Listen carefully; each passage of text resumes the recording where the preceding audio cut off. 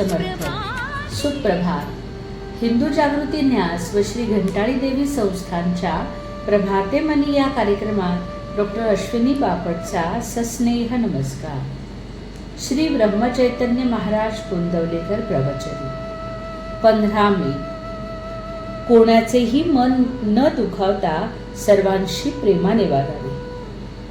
ज्याला 4 पैसे शिल्लक टाकावेत असे वाटत असेल त्याने पहिली कोणती गोष्ट करायची ती ही की कोणाचेही कर्ज होऊ देऊ नये. हे साधले की मग खर्च थोडा कमी करण्याचा प्रयत्न करावा, म्हणजे सहजच शिल्लक पडू लागते. तोच नियम प्रेमाला लागू असतो. प्रेम वाढावे असे वाटत असेल तर प्रथम द्वेष बुद्धीला मूठ माती देणे जरुरीचे आहे. नंतर प्रेम कसे वाढेल त्याच्या उद्योगाला लागावे. चुकून सुद्धा कोणाचे मन दुखावणार नाही अशी दक्षता घेणे जरूर आहे. एखाद्याला काठी मारली किंवा अन्य तऱ्हेने देहाला दुखापत केली तर ती थोड्याफार वेळाने भरून निघते आणि त्याच्या हातापाया पडून माफी मागितली तर तो मनुष्य क्षमाही करेल. पण मन दुखावण्या इतकी वाईट गोष्ट दुसरी नाही. मन दुखावणे म्हणजे प्रत्यक्ष परमेश्वराला दुखावण्यासारखे आहे. कारण भगवंताने ज्या आपल्या विभूती सांगितल्या आहेत त्यात मी मन आहे असे त्यांनी सांगितले आहे. सत्याचे व्रत चांगले आहे हे खरे, पण सारासार विचार प्रत्येक ठिकाणी अवश्य लागतो. एखादा मनुष्य जर असे म्हणाला की मी एक सत्य तेवढेच जाणतो आणि सत्य बोलताना आई, बाप, माणसे, देव, गुरु कोणालाच ओळखत नाही, तर त्याला काय म्हणावे?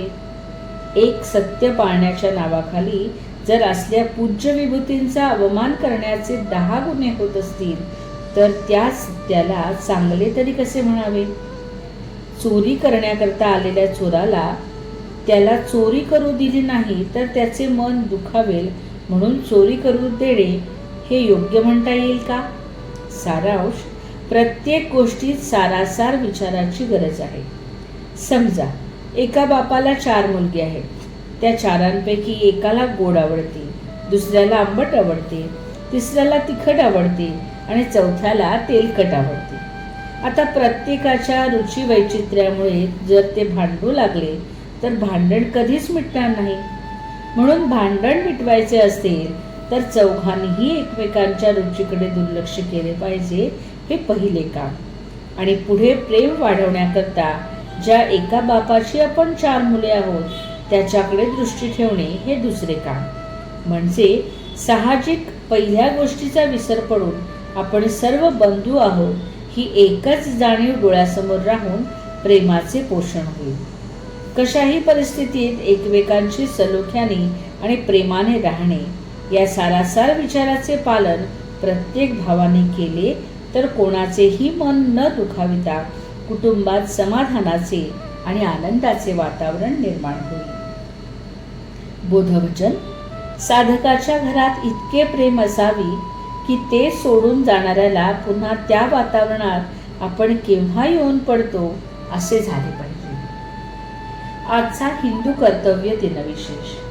15 मे. दुर्गाष्टमी. चांद्रमासातील शुद्ध अष्टमीला दुर्गाष्टमी म्हणतात. बुधवारी येणाऱ्या अष्टमीला बुधाष्टमी असे म्हणतात. प्रातःकाळी दुर्गेचे पूजन, नामस्मरण करावे. सप्तशती, चंडीपाठ, याग करावा.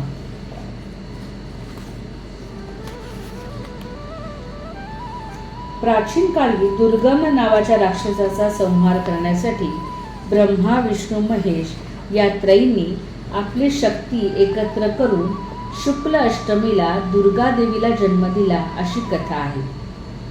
अशुभावर मात हे या दिवसाचे महत्त्व. या दुर्गाष्टमीला दुर्गेच्या महागौरी रूपाचे पूजन केले जाते. हे रूप शंख, चंद्र आणि चमेली पुष्पासारखे व निरागस बालिकेसारखे शांती व दयेचे वर्षाव करणारे असते. हिरव्या किंवा श्वेत वस्त्रातील हे ध्यान वृषभारूढ असते. प्रातःकाळी दुर्गा देवीचे पूजन करून लाल फूल, रक्तचंदन, धूपदीप यांनी देवीचे पूजन करावे. नामस्मरण करावा. दिवसभर उपवास करावा. दर अष्टमीला घंटाळी मंदिरामध्ये होणाऱ्या सामूहिक श्रीसूक्त पठणामध्ये सहभागी व्हावे.